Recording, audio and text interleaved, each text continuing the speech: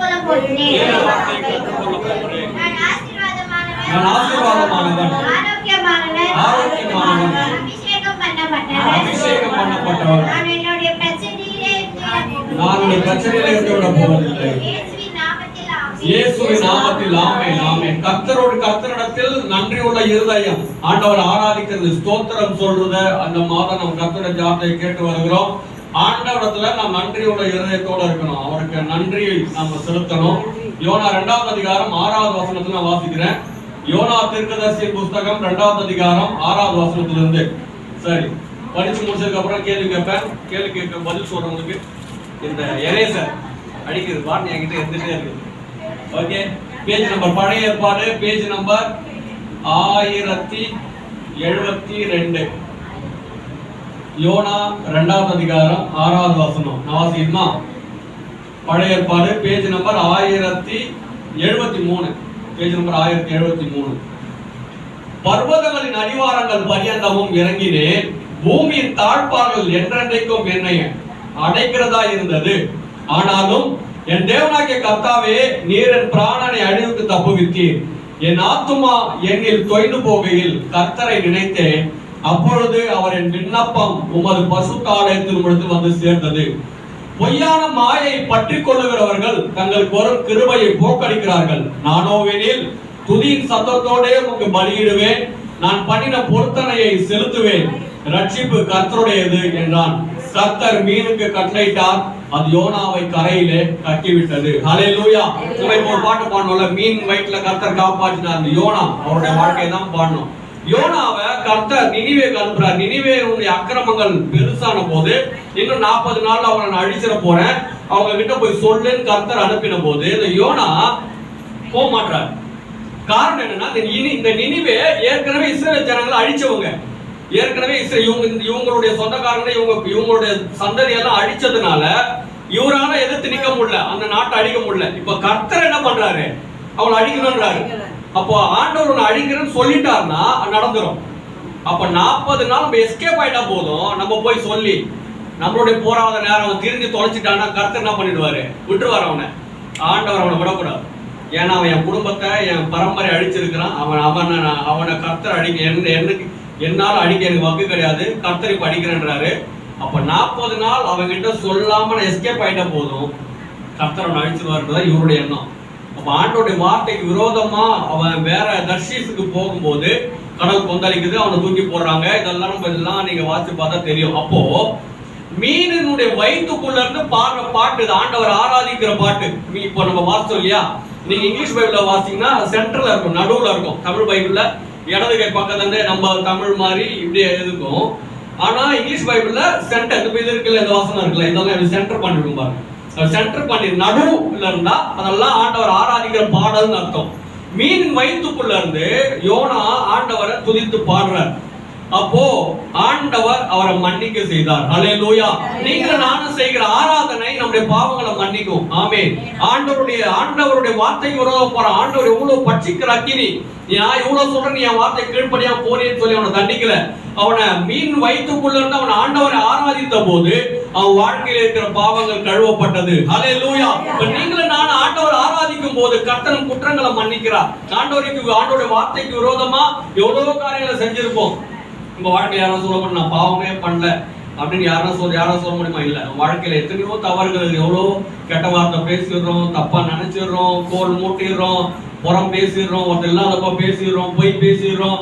இல்ல வீட்டுல இருந்து கிளம்பும் போது இந்த பக்கத்துல தான் இருக்கிறேன்றோம், ஆனா அப்பதான் வீட்டுல இருந்தே கிளம்பி இருப்பாங்க. இப்படி எல்லாம் நிறைய அதெல்லாம் சொல்லிட்டு விளையாட்டுக்கு சொன்னேன்றோம். இதெல்லாம் வாழ்க்கையில் நிறைய தவறுகள் இருக்குது. ஆனா நம்ம ஆராதனை நம்முடைய பாவங்கள் எல்லாம் மன்னிக்க செய்கிறது, கர்த்தர் நம்ம மேல் இறங்க செய்கிறது. ஹல்லேலூயா. சங்கீதம் 51:1 நான் வாசிக்கிறேன். தேவனே, உமது கிருபையின்படி எனக்கு இறங்கும், உமது மிகுந்த இறக்கின்படி என் மீறுதல்களை என்னை சுத்திகரியும்.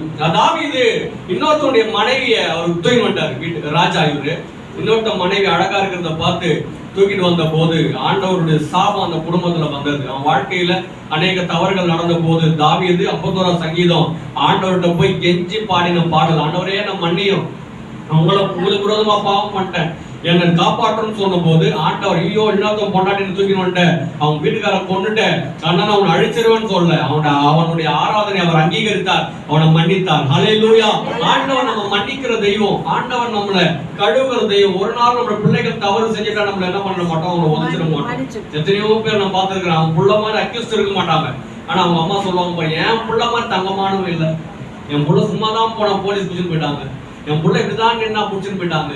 ஆனா நம்மளுக்கு தெரியும் அவர் எவ்வளவு பேர் அக்யூஸ்ட். அவங்க அப்பா சொல்லுவாங்க, இவங்க ஒரு குறிப்பிட்டு தெரிஞ்சவங்க சொல்லுவாங்க, அவன் பையன் பார்க்க போடுவான், சிகரெட் குடிப்பான் எல்லாம் பண்ணுவான், ஆனா அவங்க சொல்லுவாங்க என் பிள்ளையம்மா தங்கமானவன் இல்லைன்னு. ஆண்டவர் நமக்கு அம்மா மாதிரி. ஹல்லேலூயா. நம்ம குற்றங்கள் எல்லாம் மன்னித்து அவர் நம்மை நேசிக்கிறவர். ஆராதனை முதலாவது நம்முடைய குற்றங்களை மன்னிக்கிறது, நம்மளை மறுபடியும் கர்த்தருடைய சமூகத்துல கொண்டு வருகிறது. இரண்டாவது, ஆராதனை நமக்கு ஒருமனப்பாட்டை கொண்டு வரும். ஆராதனை நம்ம சேர்ந்து ஆராதிக்கும் போது நம்ம குடும்பங்கள்ல நல்ல ஐக்கியம் உண்டாகும். ஒருமனதை ஆண்டவருக்குள்ள ஒரு ஐக்கியத்தை, ஆண்டவருக்குள்ள மட்டும் இல்ல குடும்பங்களுக்குள்ள நல்ல ஐக்கியம் வரும். ஏதாவது என்னன்னா குடும்பத்துல என்னதான் இருந்தாலும் என்ன இருக்கும், பிரச்சனை இருக்கும், பிரிவினை இருக்கும். இல்ல இப்ப எனக்கு ஒரு கலர் பிடிக்கும்னா ஒய்ஃபுக்கு ஒரு கலர் பிடிக்கும். இல்ல உங்க குடும்பத்துல எல்லாருக்கும் ஒரே கலர் பிடிக்குமா? ஒருத்தருக்கு வெள்ளை பிடிக்கும், ஒருத்தருக்கு கருப்பு பிடிக்கும், பச்சை சிகப்பு எல்லாருமே டிஃப்ரெண்ட். ஒருத்தருக்கு ரஜினி பிடிச்சா ஒருத்தருக்கு கமல் பிடிக்கும், எல்லாருமே டிஃப்ரெண்ட் தானே, எல்லாரும் அப்படிதான் இருப்போம். இல்ல கணவன் மனைவிக்குள்ள என்ன இருக்கும், பிரிவினைகள் இருக்கும், எல்லாம் அதெல்லாம் இருக்கும். இங்கிலீஷ்ல ஒரு சேயிங் இருக்கும், you cannot make one time in two clocks. ரெண்டு கடிகாரத்துல ஒரே நேரத்தை செட் பண்ணவே முடியாது. ஒரு நொடியோ இல்ல நூத்துல ஒரு நொடியில ஒரு பகுதி என்ன இருக்கும், கண்டிப்பா மாறுதல் இருக்கும். ஒன்னு இட்லி கேட்டா இன்னொன்னு என்ன கேட்கும், தோசை கேட்கும். ஒன்னு சாம்பார் கேட்டா இன்னொன்னு என்ன கேட்கும், சட்னி தான் கேட்கும். ஒன்னு கார சட்னி கேட்கும். இதெல்லாம் நமக்குள்ள பிரிவினைகள் தான் இருக்கும். அப்படிதான் இருக்கணும். ஆனா இதுக்குள்ள நம்மளுக்கு ஒரு மனம் இருக்கணும்னா கர்த்தர் ஆராதிக்கிற ஆராதனை முக்கியம். ஹல்லேலூயா. அப்போஸ்தலர் 2வது அதிகாரம் 46வது வசனத்தை நான் வாசிக்கிறேன். அப்போஸ்தலர் 2:46. அவர்கள் அப்போஸ்தலர்களாம் சேர்ந்து அவர்கள் ஒருமனப்பட்டவர்களாய் தேவாலயத்திலே அனுதினமும் தரித்திருந்து வீடுகள் தோறும் அப்பம் பிட்டு மகிழ்ச்சியோடும் கபடம் இல்லாத இருதயத்தோடும் போஜனம் பண்ணி, அவர்கள் எல்லாம் வேற இருக்கிறவங்க எல்லாருமே வேற வேற பாஷை பேசுறவங்க, வேற வேற மொழி, வேற ஒரு ஊர்க்காரங்க, வேற ஒரு கலாச்சாரத்துக்கு வந்தவங்க.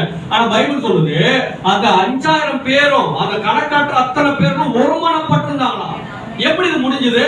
காரணம் அவர்கள் தினந்தோறும் சபையில போயிட்டு ஜெபம் பண்ணாங்கன்னு தமிழ்ல இருக்கு. இங்கிலீஷ்ல NRT அப்படின்ற வெர்ஷன்ல they worship together at the temple each day அப்படினு போட்டு worshiped. தமிழ்ல அவங்க ஜெபம் பண்ணாங்கன்னு போட்டுருக்கு, இங்கிலீஷ்ல அவங்க தேவனை தினந்தோறும் ஆராதித்தார்கள் போட்டுருக்கு. அப்ப நீங்களும் நான் ஆராதிக்கிறவளா இருப்போம்னா நம்ம குடும்பத்துல நல்ல சமாதானம் இருக்கும். ஹல்லேலூயா. நம்ம குடும்பத்துல நல்ல ஐக்கியம் இருக்கும். எல்லா பிரிவினைகளை எல்லா போராட்டங்களை கர்த்தர் மாற்றுவார். நம்ம குடும்பங்கள்ல நல்ல சமாதானம் இருக்கணும்னா தேவனை ஆராதிக்கிற ஆராதனை முக்கியம். இவங்க எல்லாம் பலதரப்பட்ட மக்களா இருக்கிற போதும் அவங்களுக்குள்ள எப்படி ஐக்கியம் வந்தது? இன்னைக்கு கல்யாணம் பண்ணி பிரஷ்ல சரியா பேஸ்ட் வைக்கல, அதுக்காக டைவர்ஸ் பண்ணாமலாம் இருக்கலாம். சரியா பேஸ்ட் வைக்கல, நீ வச்சுன்னு போய் தொலைய, அதுல என்ன இருக்குது? சரி அவங்க வைக்கல, நீ வச்சுன்னு போ. அதெல்லாம் அது எப்படி பிரஷ்ல சரியா பேஸ்ட் வைக்காம இருக்கு? இதெல்லாம் இப்படிப்பட்டதான காரியங்கள்லாம் எல்லா பொருத்தெல்லாம் பார்த்துதான் கல்யாணம் பண்ணி வைக்கிறாங்க. 6 மாசத்துல பார்த்தா வீட்டுல இருக்குது, 3 மாசத்துல வீட்டுல இருக்குது. இல்ல எத்தனையோ சினிமா நடிகர்லாம் பாக்குற எல்லாம் பொருத்தெல்லாம் பார்த்தா கல்யாணம் பண்ணி வைக்கிறோம். எல்லாம் வெளியில எல்லாம் பார்த்தா அவர் நல்லா இருக்கிற மாதிரி தான் இருக்குது. சமீபத்துல பார்த்தா ஒரு பெரிய மியூசிக் டைரக்டருடைய 30 வருஷமா ஒன்னா வாழ்ந்துருக்கிறேன், டைவர்ஸ் வந்து நிக்குது. அப்போ ஏன் இந்த பிரிவுகள் எல்லாம் வருது? ஏன் இந்த கசப்புகள் எல்லாம் வருது குடும்பங்கள்ல? அப்போ நீங்களும் நானும் நம்ம குடும்பம் நல்ல ஐக்கியமா இருக்கணும்னா, குடும்பங்களை நல்ல ஒற்றுமை இருக்கணும்னா நீங்களும் நானும் தேவனை ஆராதிக்கிறவர்களா இருக்கணும். ஹல்லேலூயா. ஆண்டவர் நம்ம ஆராதிக்கும் போது ஆண்டவர் ஒருமனதை நம்ம குடும்பங்களை கட்டளையிட வல்லமையுடையவர். மூணாவது 2 தீமோத்தேயு 3:1-2 மேலும் கடைசி நாட்களில் கொடிய காலங்கள் வரும் என்று அறிவாயாக. எப்படி எனில் மனுஷர்கள் தற்பிரியராயும் பணப்பிரியராயும் வீம்புக்காரராயும் அகந்தை உள்ளவர்களாயும் தூஷிக்கிறவர்களாயும் தாய் தகப்பன்மார்க்கு கீழ்ப்படியாதவர்களாயும் நன்றி அறிதல் இல்லாதவர்களாயும் இருப்பார்கள். கடைசி நாட்கள் ஆண்டவரை 2ஆம் வருகையில் ஏற்றுக்கொள்ளப்பட மாட்டாங்கல்ல. அவங்க எல்லாம் யார் ஆண்டவர் ஏத்துக்க மாட்டாரு? சொல்லுங்க, யாரெல்லாம் ஆண்டவர் ஏத்துக்க மாட்டாரு? விபச்சாரம் பண்றவங்கள ஏத்துக்க மாட்டாரு, திருடுறவங்கள, கொலை பண்றவங்கள, இதெல்லாம் போய் சொல்றவங்கள, வெரி குட், அசிங்கமா பேச, வெரி குட், சூப்பர், அசிங்கமா பேசுறவங்கள. இன்னொன்னு பைபிள் சொல்லுது, நன்றி இல்லாதவங்க விட்டுருவார். நன்றி கெட்ட குணம் பிசாசுடைய குணம்.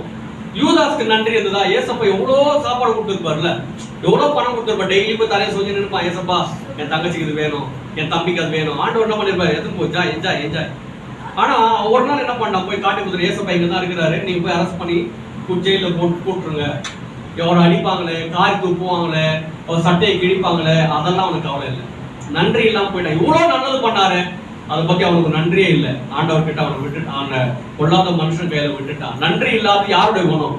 யூதாசுடைய குணம். பைபிள வாசி பார்த்தா நன்றி இல்லாத சிமேயி, தாவீதோட ராஜ்யம் போன போது தாவீது ராஜா விரோதமா ரோட்ல மண்ணு வாரி அரைச்சிட்டே வந்தான்னு பாக்குறோம் பைபிள்ல. நன்றி இல்லாத குணம்.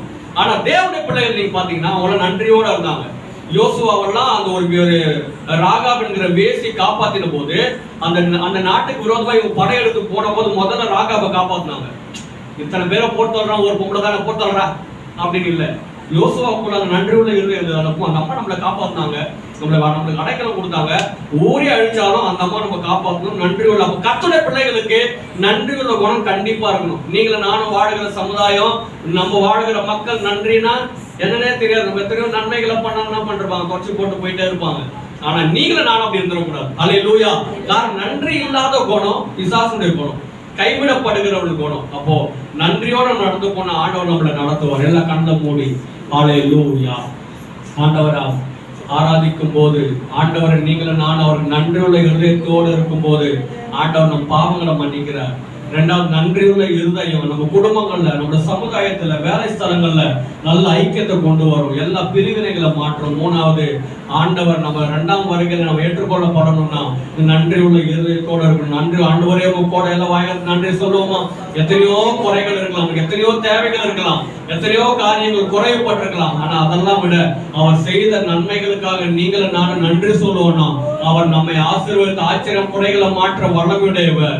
அல்லேலூயா. 5 அப்பம் 2 மீனுக்காக இயேசப்பா நன்றி சொன்ன போது 5000 பேருக்கு மேலானவர்களுக்கு சாப்பாடு வரும்படி கர்த்தர் கிருபை பாராட்டினார். ஆண்டவர் நமக்கு செய்த நன்மைகள் நன்றி சொல்லுவோம். ஆண்டவரே நீ கொடுத்த, ஆண்டவரே கணவருக்காக நீ கொடுத்த